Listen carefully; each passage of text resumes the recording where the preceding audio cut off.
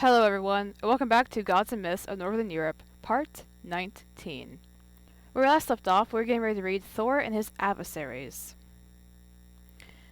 Evidence leads us to believe that the cult of Thor was a vigorous one in the north, and that it continued to be so until the close of the heathen period. There are two indications of this widespread influence on the lives of men: the large number of children in Scandinavia who were named after the god, and the many places called after him. In Dublin, the Irish referred to the Viking settlers as people of Thor. We find men giving respectful and at times devout allegiance to the god of thunder, in particular among the sturdy Norwegian landowners of good stock, though not of royal blood. The independent settlers in Iceland and Ireland, and adventurers who trusted in their own strength and might. It was in fact a cult which attracted those accustomed to make their own decisions, and resentful of too much authority from above. Thor is the sky god, called upon to hallow and protect the various aspects of men's lives in the community. When we turn from this conception to the picture of the hammer god of myths, there seems at first sight of a contradiction. Thor in Asgard spends much of his time out killing trolls, or arriving home to dispose of some unwelcome giant who has penetrated the realm of the gods. His adventures are tinged with comedy, and he appears as a being of great strength and uncertain temper, who in moments of crisis simply reaches for his hammer. Myths may be simplified, rationalized, or twisted into comedy, particularly when, as in the case of the myths retold by Snorri, they are recorded after the end of the heathen period. Nevertheless, much may still be learned of the nature of a god by the adversaries whom he encounters, and this is true of Thor. Thor's battles are for the most part with the frost giants and giantesses, such as Hrungnir, Thrym, Hymir, Geirrod, and their broods. Sometimes they try to lure him into their realms unarmed, but for the most part he goes deliberately to seek them, and kills them without much difficulty, once it comes to a direct trial of strength. His most terrible adversary, however, is the world serpent, Jormungandr, who lies coiled around the earth. Thor's attempt to raise him when he appears in the form of a great grey cat is well known, and is a vivid incident and a very amusing tale. By the story of the fishing expedition with the giant Hymir, when Thor drew up the serpent from the ocean depths, was a myth which appears to have been taken seriously. It was at all events well known to poets of the 9th century, for we have four poems all earlier than AD 1000, which describe the fishing in some detail. By Bragi, Ulfir, and Gamli, and Aestian, all from the 9th century and 10th century. These are predecessors of the better-known narrative poem in the Edda collection, Hymir's Skevada, which treats the incident on semi-comic lines. The poem purports to describe a series of carvings in an Icelandic hall, one of which shows Thor hauling up the serpent. This is interesting in view of the fact that in Gosforth Church in Cumberland, we have what appears to be a carving of the scene on a stone panel, probably originally part of the cross, now built into the wall of the church. The panel shows two figures in a boat, and a large bait, which could well be the ox head of the story. At the end of the line, the serpent might have been shown on a lower panel, but in any case, in stylized form is the serpentine figure, which is shown above the boat.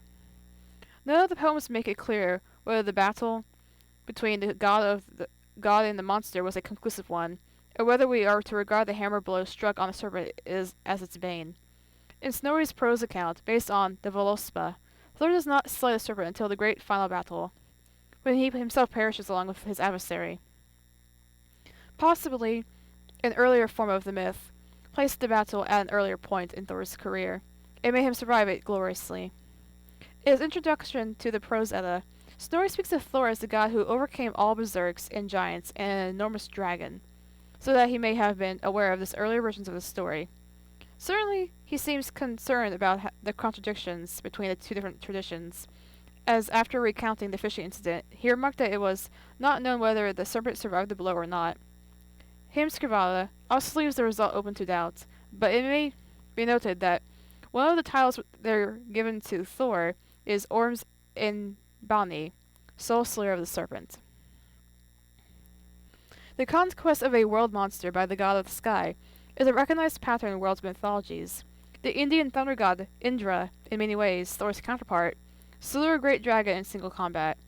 The conception behind the varying forms of the myth appears to be a fundamental one: that the sky and the thunder god, the being of enormous strength, who defends mankind, does battle with the terrible monster, threatening man's destruction.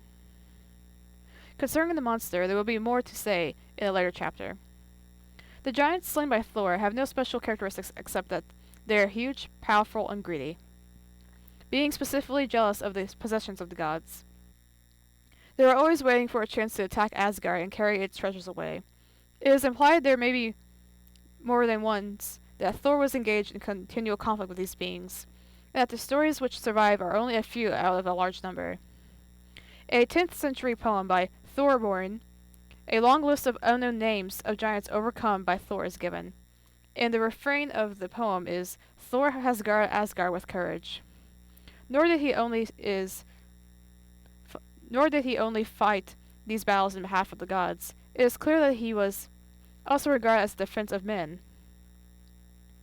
He was struggling for mankind, and for the precarious civilizations which men had wrested from a hard and chaotic world.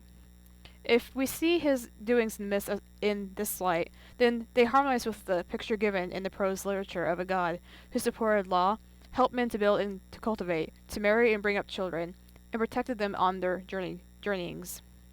He guarded not only the halls of Asgard, but the humbler homesteads of Norway and Iceland, marked out and hallowed by his sacred fire and his hammer sign. He safeguarded their oaths with one another, and invested them with the sanctity of his temple and holy place. As a sky god, he drove his chariot over the circuit of heavens, and could at will grant the traveler desirable weather and favorable winds. In Asgard, he kept the goddesses of peace and plenty safe, so they could grant their benefits to mankind. On Earth, in the stony and storm-beaten lands of the north, he battled with the monsters of cold and violence that unceasingly threatened man's security. It is hardly surprising that he attracted the legions of men who struggled against the odds which nature and hostile powers raised against them, nor that, even after he had been long supplanted by Christ, he still played a major part of the old myths of the gods which were recounted in the north.